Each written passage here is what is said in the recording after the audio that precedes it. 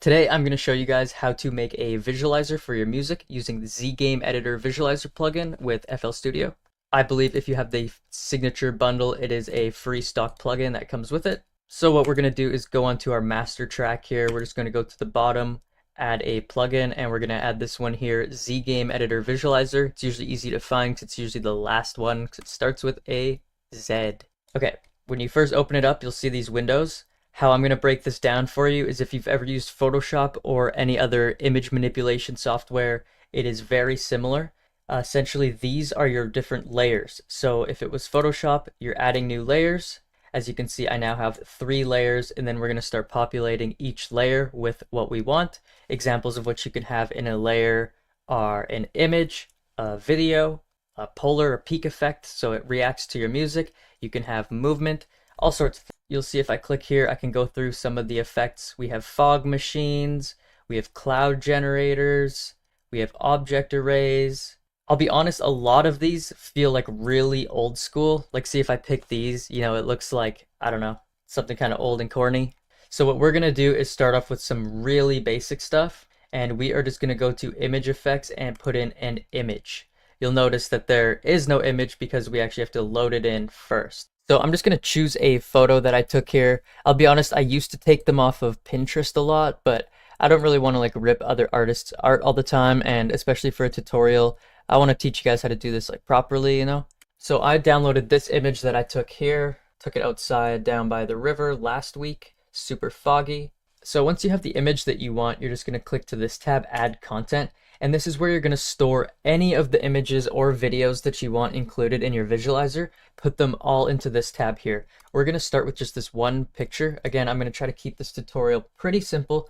I'm trying to go a bit more into depth than the last time I did this tutorial, but I'm still not going to make some crazy trippy visualizer. We're going to keep it pretty basic here. Okay, so we got the image in. We're just going to drag the width knob till we fill it. And then we're going to drag the height knob to about match the same to keep it the same shape. I think that should be pretty good. Okay, so we're going to add one more layer here. And for this one, we're going to do a peak effects.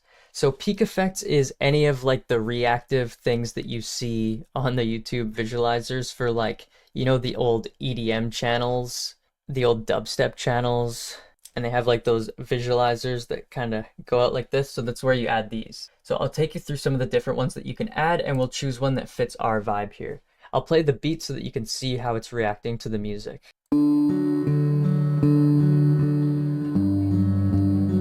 If you just use these left and right arrows to navigate, you can switch from one effect to the other.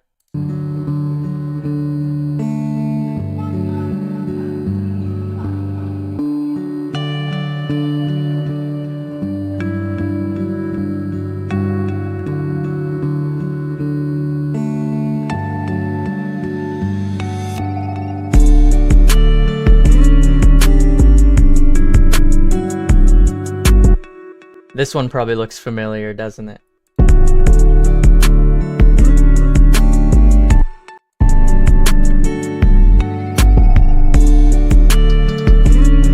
Honestly, this one's been one of my favorites lately, the vector scope. You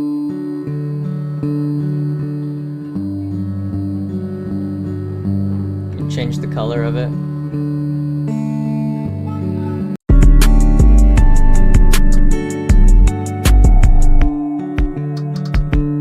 I'm just trying to think of something else here. It's like any creative work, sometimes you have to just try different things, add things here and there. I still don't know what a lot of these do. The only thing I know is that most of them are too intense to be very practical. I think we could do a fog machine. That's pretty cool since it's so foggy out. I think I might want to put this behind the vector scope though. So to move your layers around, you're going to click this little drop down on the right side, and you can go move layer left or right. So that's mainly the only difference here in terms of organizing this in your head. Is in Photoshop your layers are up and down, in this it's left to right. But same as the vector scope, we're going to play with all the different settings here. So alpha is your transparency, so turn that up, the more transparent it gets, the lower the opacity. In other words, you can also, if you want, you could add a saturation and a hue, so we could have a red fog coming out or a blue fog. I might actually make it a blue fog and then turn it all down, just make sure we can get the color right here. See, we can do like a nice kind of cyan or turquoise there. But then I'm going to turn the saturation down quite a bit, and I'm going to turn the alpha way up. It'll just give us this kind of background blue fog. Sweet.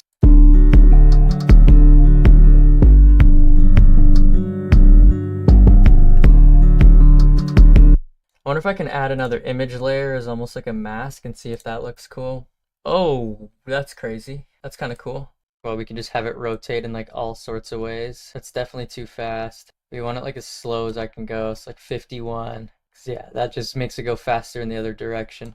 I think it looks cool if I go small and go up to like the right. Take the saturation down a bit maybe. Looks like if I hit that one, it gets rid of the kind of edges. I kind of want to have something bounce to the music, so I think there's one in here for audio shake. There it is. Honestly, I think that'll do it. It's a bit of like a weird visualizer, but it's a weird beat, so I'm kind of trying to just like fit the vibe and the energy of the beat, you know what I mean? Let's maybe do this in like a cyan turquoise also. Not that bright, I'm just trying to get the right color. Something like that.